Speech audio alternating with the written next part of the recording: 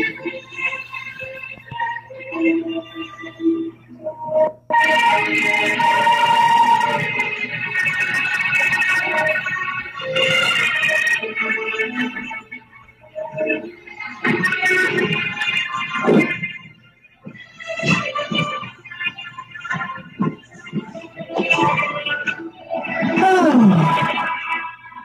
my hell, God. Hello, everyone. Bye from hanging out with my Hollywood friends. You understand, right? I'll make a little time for you. Welcome, welcome, welcome. Oh, this whole thing? Welcome. So, welcome to HILLJAYNE Unfiltered, for those of you who aren't familiar. For any of Miss Alda's fans, RUTANYA ALDA is a show that is based on misfits of society, and I'm the queen. I am the queen de la creme. I am the queen of the misfit. Hillary Mansfield. I started this group Unfiltered when my boyfriend went to prison several months ago. It was out of loneliness. I didn't have a lot of friends. I was living in a very unprogressive town, and a lot of these people that are with us tonight were here with me from the very beginning. The show's theme is, even in the darkest of dark, a seed can find the smallest amount of light and grow. And I grew in that chicken shit town, and voila, here I am.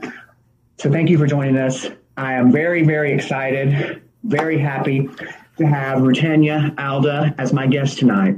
Miss Alda, RUTANYA ALDA, is a woman who has been in my life since I would love to say 5, but I'm going to say 8, 9, shut up, Damon Divine, 10, 11. She's been in my life for a long time. I first discovered her in a movie, Dearest, which I think many of us that are here tonight did. The movie, John Waters summed it up best. Why do we like Mommie Dearest? She's a bitch. She made great makeup, that's what I like. Incredible house, and the sweetest, kindest, gentlest personal assistant one could ever have. One that's a fan, Carol Ann. Carol Ann, of course, is a culmination of quite a few of Joan Crawford's personal assistants, maids, secretaries. And Mamacita, one of those. So I'm going to let the room build a little bit. Anybody that has questions, please feel free. Of course, Frank. Yeah, Frank Rucciona. Of course. I'm letting the room build. And if you have questions, go ahead and post them, okay? And I will. Her book, The Mommie Dearest Diary. Very touching. It's very touching. There's a lot about her that I didn't know. I would highly recommend it. It's not just a book that slams. In fact, I don't think it slams her enough. But it gives a little insight into this particular actress's life, why she is the way that she is. I can't wait to ask her some questions. And she's pretty much down for anything. Now, here's the thing. Don't come at me. Don't come at me, guys. Joey. She has been sick this week. And it got to the point where she didn't know if she was going to be able to do the show. So she's doing it by phone. She asked me, can she please not have to do her hair and makeup? Can she do it by? And I said, absolutely. So it is going to be on phone, which I have right here. So hopefully, keep your fingers crossed. This is my laptop. It's been charging all day. My phone has been charging all day. As it knows, this show is plagued by technical difficulty.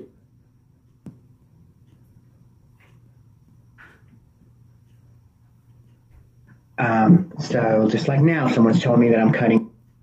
Maybe I will let the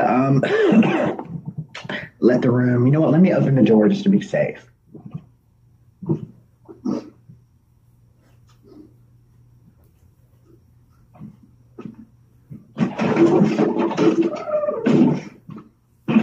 By the way, look at that. What? You have to dress up for the Hollywood elite. So here we go. Let's call her, shall we? First, let me invite some people. Inviting some people to come and watch. This is a video blogcast, podcast, whatever you call it. I call it a show. It's my life.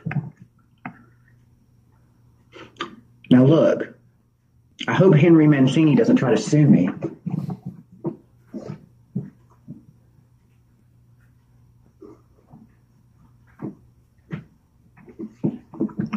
I wasn't playing music at the beginning. In fact, can someone, Frank Ferruccio, show is plagued by technical difficulties. This might help. I don't know.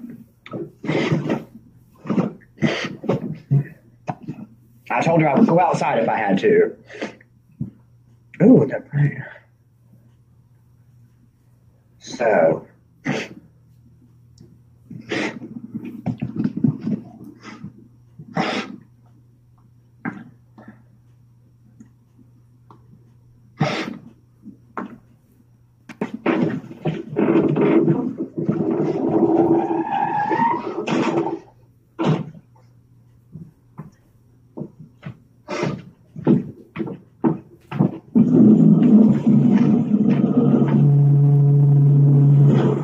Look, when you're dealing on the webcam model, he lives in an efficiency studio, an overpriced efficiency studio. I told you how much I paid. Chris, here we go.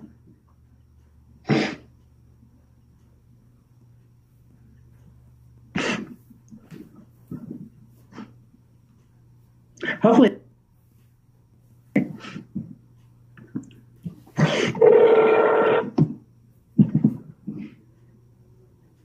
Hi, honey. Hi, Rutanya. Hello. I'm just going to off on the video feed, so I'm watching on Facebook, and so we don't echo. Yeah. How are you? You're stilettos. Here you are. You're in your beautiful stilettos, and I'm in my fuzzy socks. You know what? Every time I do the show, if I'm wearing something nice, I actually, do or no shoes at all. Those the things you put in your shoes, the heels or something. Yeah. But the stilettos are nice. I mean, that's very joke too. I mean, she didn't have the narrow heels, but she had those. Speaking of which, one of the first times I ever did drag, before I became Hillary Mansfield, I was Saffron Schenkenberg, and I was a club kid. One of the first times I ever did complete drag, I went as Joan Crawford. I went as Faye Dunaway as Joan Crawford. I did the wire hanger scene with the black robe, the face mask. I did my Halloween costume in 1994 or 1995. I dressed up as Faye Dunaway as Joan Crawford and I think I came in second. Well, that's great. Well, you were sort of ahead of your time. I mean, now people are doing it, but you were like in the forefront. Yeah, that was before the camp thing. That was because the costume designer, I had the costume professionally made. She kept saying, because I gave her the wire hangers to watch and make my costume, because it's a mixture of I don't know what the hell that is, a nightie, a robe mixed with evening gown. It was a kind of a robe evening gown. I think it had those custom-made shoulder pads. Yeah, yes, and see, I don't really need them, but I had them anyway.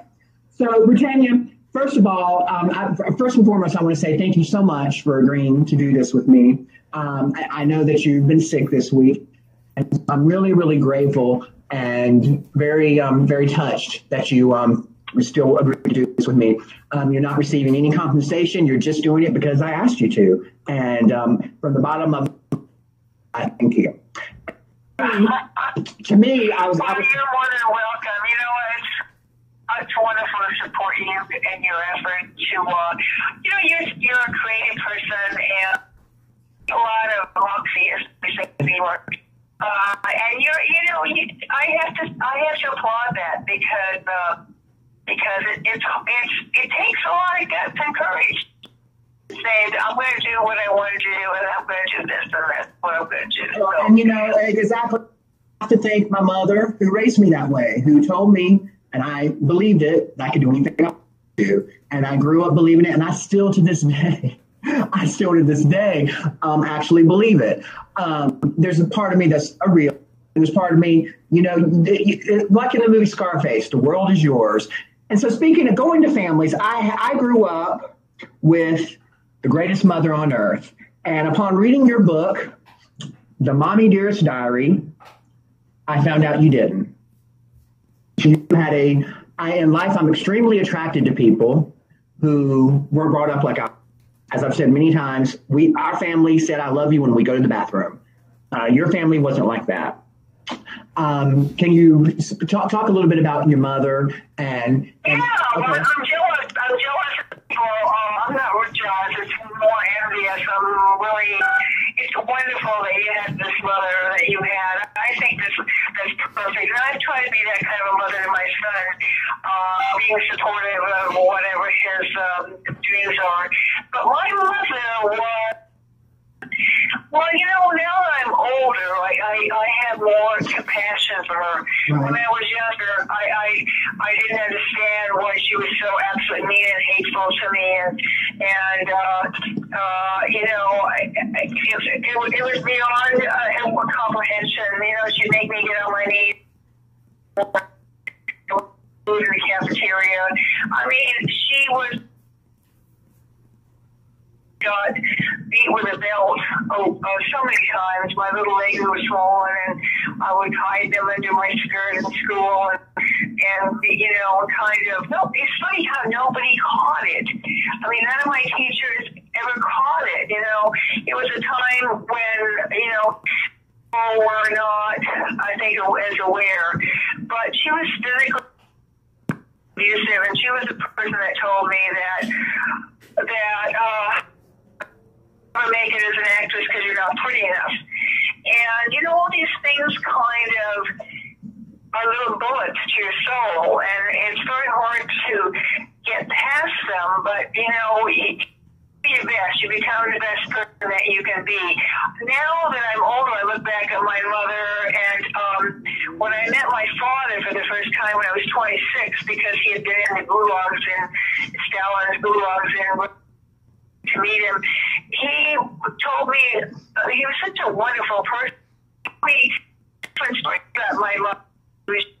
She was not, and I think what happened to her is what happens to women that go through very traumatic experiences. She went through World War II with by us 2 kids, and so it was. I think that experience affected her, and I think it affected her mentally.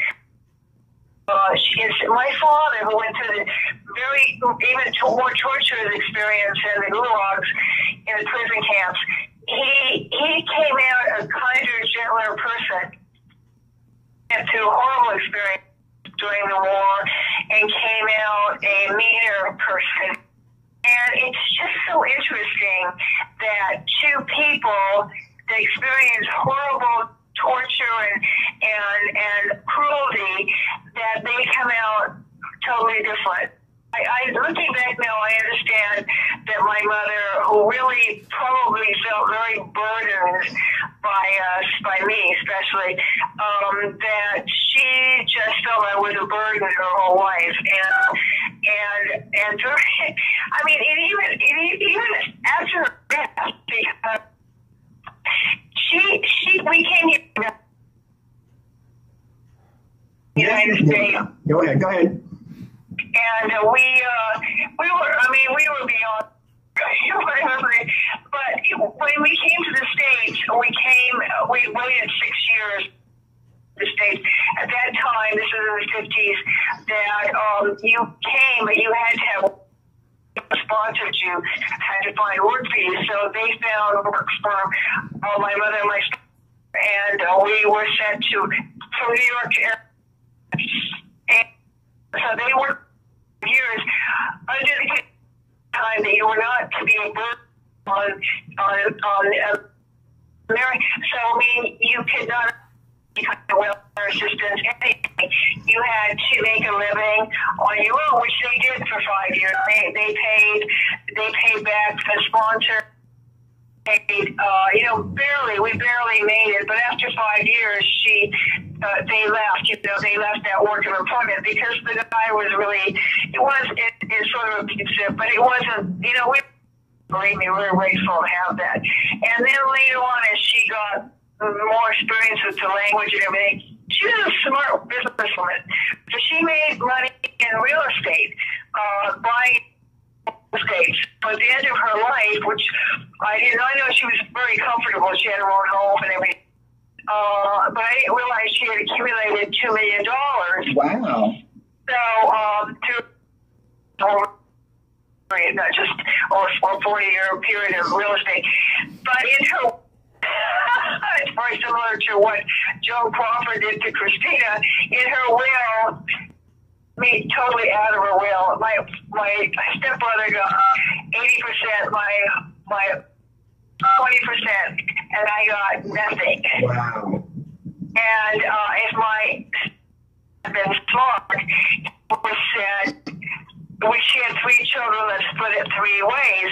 But my older brother and my stepbrother started fighting about the division, and of course it went on 4 years.